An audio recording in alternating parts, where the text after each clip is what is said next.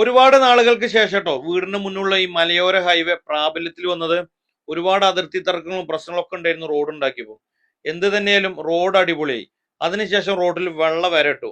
അതിനുശേഷം റോഡിൽ റിഫ്ലക്ടർ വെച്ചു, രാത്രിയിൽ റോഡ് മനസ്സിലാൻ വേണ്ടിയിട്ട്. ഇപ്പൊ ഇതാ റോഡിന് ഈ റിഫ്ലക്ടറിന് മുകളിൽ മൊത്തം ടാർ ഒഴിച്ചു വെച്ചിരിക്കുന്നത്. നമ്മൾ കുറച്ചു മുന്നേ ഈ റോഡിലെ റിഫ്ലക്ടറുകളൊക്കെ കേടാണെന്ന് വീഡിയോ ചെയ്തിരുന്നു കേട്ടോ. അതിനെന്തായാലും ഫലം കണ്ടു. വീഡിയോ അധികാരികളുടെ കണ്ണിലെത്തി. അവര് റിപ്പയറിങ്ങിനായിട്ട് വന്നിട്ടുണ്ട് കേട്ടോ. എനിക്ക് ഞാൻ ചെയ്ത വീഡിയോയിൽ ഒരു റിയാക്ഷൻ വന്നപ്പോൾ എനിക്ക് ഭയങ്കര സന്തോഷമായിട്ടോ. ഓക്കെ കരേ ഭായ്, റിമൂവ് കരേगा वो हो जा रहा है, वो लाइट पे दिखाने के लिए ओके क्लीन कर रहा है पूरा। हाँ, पूरा रोड में।